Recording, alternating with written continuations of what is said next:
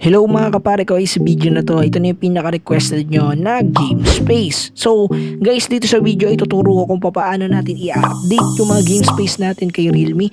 And syempre kung paano i-install ang game space sa mga different phone brand. But take note mga Kaparekoy, ang app na gagamitin natin para sa pag-i-install sa different phone brand is modded. So ngayon guys, ituturo ko sa inyo yan at pag-uusapan natin yung new update kay Realme. Just keep watching dahil magsisimula ng tutorial kapag katapos na ang intro. Let's go! Hush!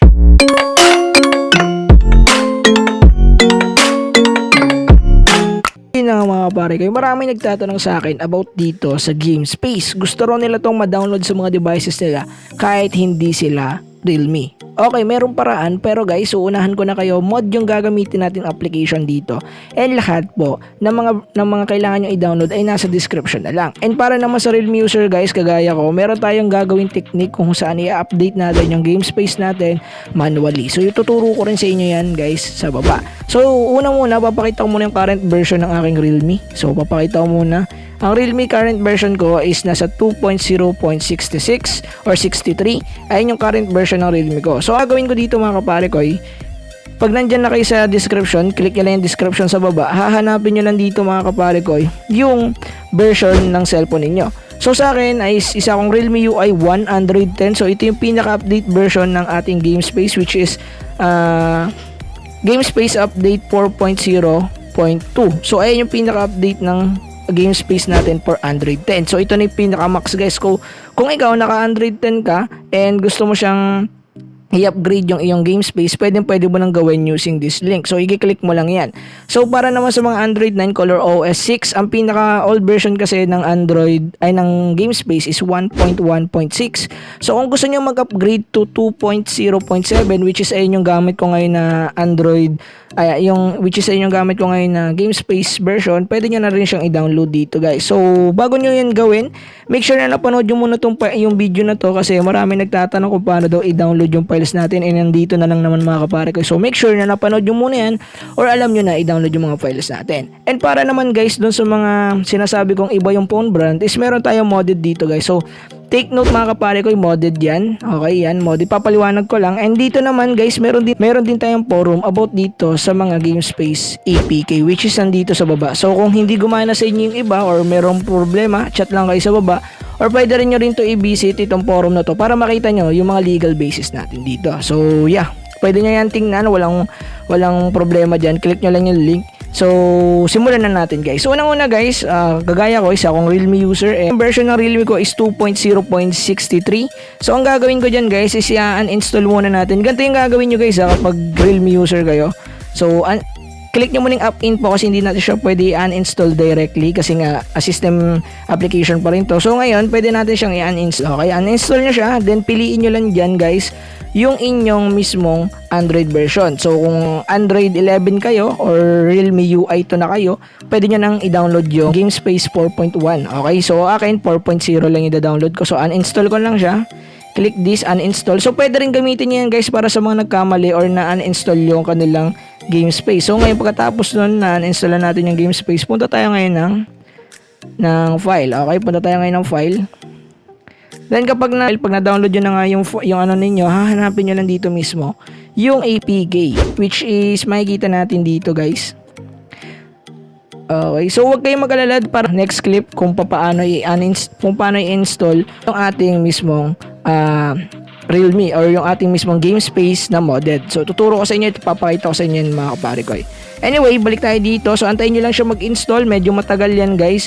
So kailangan guys i-uninstall nyo yung old version ng Realme ninyo or yung game space ninyo kasi nga hindi siya gagana. Madidetect kasi yun ng system natin na meron na siyang katulad na APK sa loob kaya hindi na siya gagana. So make sure na na-delete nyo na muna. So guys, pwede na rin gamitin na alternative para dun sa game space yung isa natin tutorial, which is ito. Ayan, nakikita nyo sa taas. So ilalagay ko na yung link niya sa taas kasi same lang din sila na features ni Realme. Anyway, ayan, nakita nyo na app install. Open natin siya guys. So kayo maglalagay itong Realme application na to is 100% legit siya guys dahil mismo kay Realme yan. And ito yung mga bagong features guys. Okay yan. So pwede nyo na siyang i-download. So i-click nyo lang yung download dito guys.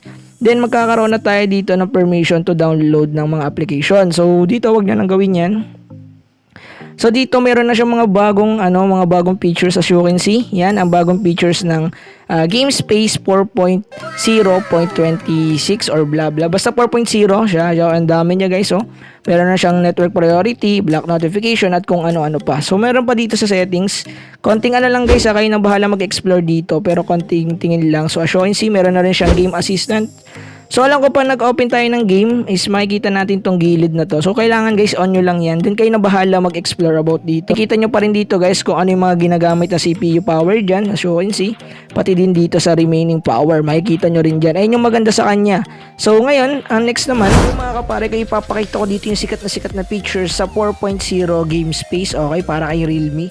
So ito yung tinatawag na game assistant. So kung nakikita nyo to guys, ito yung game assistant niya. Then pag swipe natin siya, lalabas na yung features which is makikita natin yung CPU usage, GPU usage at saka FPS ng game mismo na tumatakbo sa screen. At dito makikita nyo rin yung mga different features which is yung reject calls, block notification, and etc. So kung ako sa inyo mga pare ko, always explore na lang yung application. So napakadami niyan, hindi ko na isa-isain dito kasi ituturo ko na sa next clip kung paano natin to may install doon sa mga different phone brands kasi hindi to support for different phone brands. Pero for me, pwede nyo rin naman itry. Malay nyo gumana kasi alam ko sa Oppos, gumagana to mga Oppo phones, gumagana to game space sa kanila. So kung ako sa inyo mga kapare ko, just do it na lang. Try nyo na lang ulit. Then punta na tayo sa next clip. Let's go!